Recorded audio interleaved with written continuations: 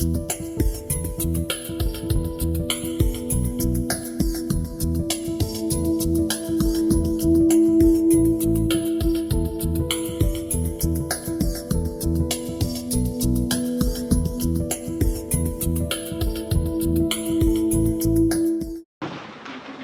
it does sound simple, and you can boil it down to simple things, but it begins with the challenge of choice. Because everybody does have preferences. Everybody has things that they want to have present, things that they want to have absent in their lives, so we should just ask them. And we should. But it's how we ask. And then help them get what they're asking for. But it is obviously much more complicated. So, if I was to ask you, what would you like your life to be like? And said, okay, I have space on a form. Excuse me, I have space on a form. What would you like your life to be like? Most of you would start stuttering. You would develop a speech impediment. Because it's not a question that you're typically asked. It's a question that requires reflection. It's a question that requires exploration.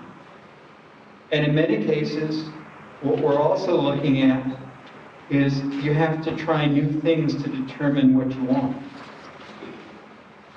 How many of you have tried downhill skiing? How many of you have tried downhill skiing?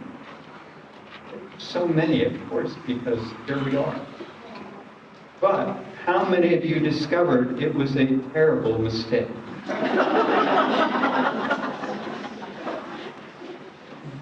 So you can't know unless you try.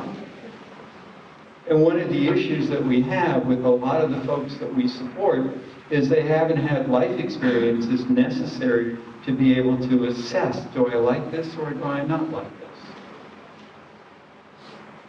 And just like you had that opportunity to get to the top of that slope and discover that your next goal was to get down alive, we need people who we support to be able to try new things and survive. And we also know that if you communicate differently, we need to listen differently. And we have learned how to listen to people who don't communicate with words. Over the years, I've had people come up to me and say, oh, you don't understand. I work with people who don't communicate. Now, I don't know how many of you share one of my disabilities. How many congenital smart alecks do we have in the room? Your friends are looking at you. And because I'm a congenital smart aleck with poor impulse control, when somebody comes up to me and says, I work with people who don't communicate, you don't understand. I go, I am so sorry you work with people who are dead.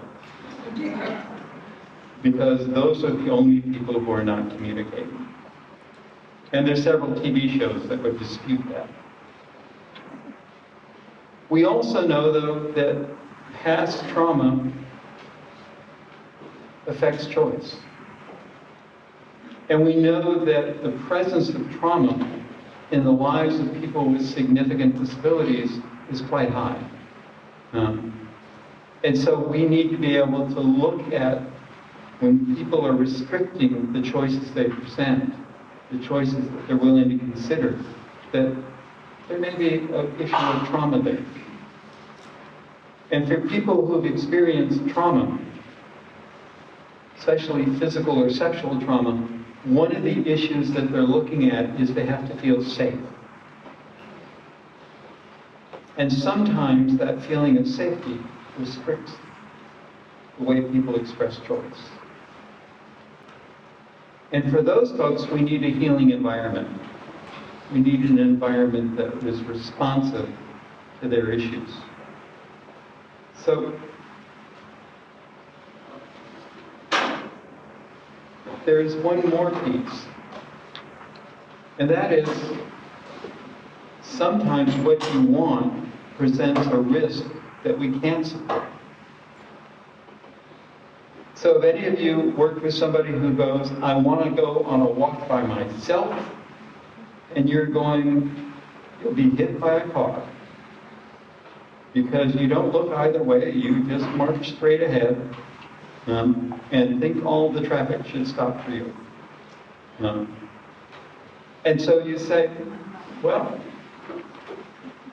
maybe you can't go for a walk by yourself, but we can figure something out, or maybe we can help you learn how to look. But there are people who want stuff where you go, no, you'll be dead. No.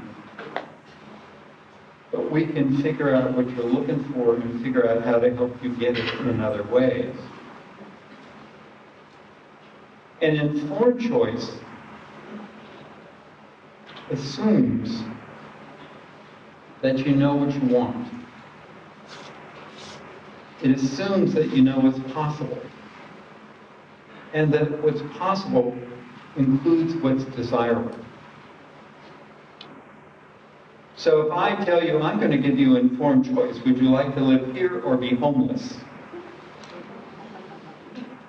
That would not be in the realm of desirable choices. That wouldn't be something that I'm looking for. And the last piece on this is, you know about the trade-offs. Because anything you pick excludes things that you didn't pick. Anytime you're making a choice about one thing, it reduces choice in other areas. You know, I was doing work up in Northern Ontario some time ago, up in Timmins, and I walked out one morning and it was minus 40. And it was minus 40 centigrade, and I don't do centigrade, I'm from the US, I only know how to do Fahrenheit. So I'm going, what is that in Fahrenheit? And they're going, well, that's where they meet. And I had this problem with impulse control again. I looked at my audience and said, you people live here on purpose. And during the breaks, you're going out to smoke. It's just astonishing. But the trade-offs. I was assured that there were positive reasons why people were living there. And that for them, the balance worked.